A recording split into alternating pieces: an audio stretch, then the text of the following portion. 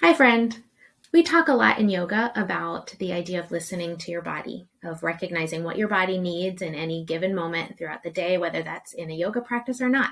So, what I want to do is offer you three different modifications to common yoga poses that can help you along your journey when you are in a yoga practice, whether that's with me or with someone else or by yourself at home, so that you have options as you gain strength or maybe it's not a strength issue. Maybe it's a stretching issue. Maybe it's you just need to be kind to yourself today kind of deal. So let's dive right into those so that you have these in your toolkit, and I would love to hear how they work for you.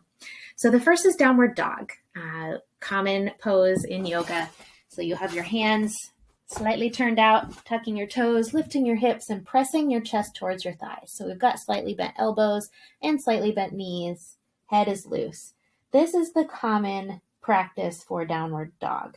Now, the modification there, besides just bending your knees more, which is always an option, we can do it against the wall or on a chair. So you might choose to do that because either you have really tight hamstrings or because it hurts your wrists or your shoulders to be pressing your weight into the mat that way. So what that looks like, if you're on a wall, is you would just scoot your arms a little bit above shoulder height and then sink back down, thinking again about pressing forward with your chest, and you would feel the stretch along the back side of your legs.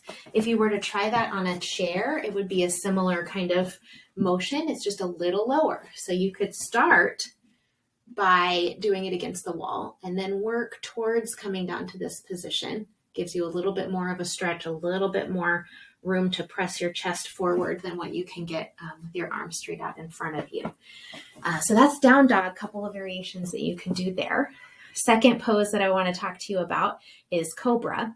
So this is one that when we're moving through a flow practice, a lot of times people just press up into the position. So it is when you're laying down on your belly, your hands are under your shoulders, your elbows are tucked into your sides, and then most of the time you see people wrenching all the way up, and that can hurt your back if you're not really careful. So modifications here to build strength is just to lift with your back muscles. Baby cobra.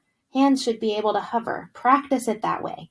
And then from there, you can challenge yourself by starting the same way, engaging your back, lifting your hands, slight press with the hands.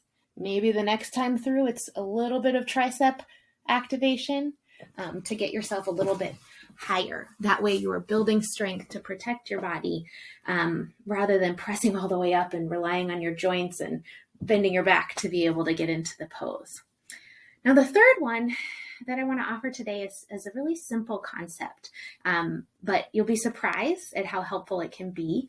And that's adding a blanket or a towel underneath your hips when you're stretching in certain poses.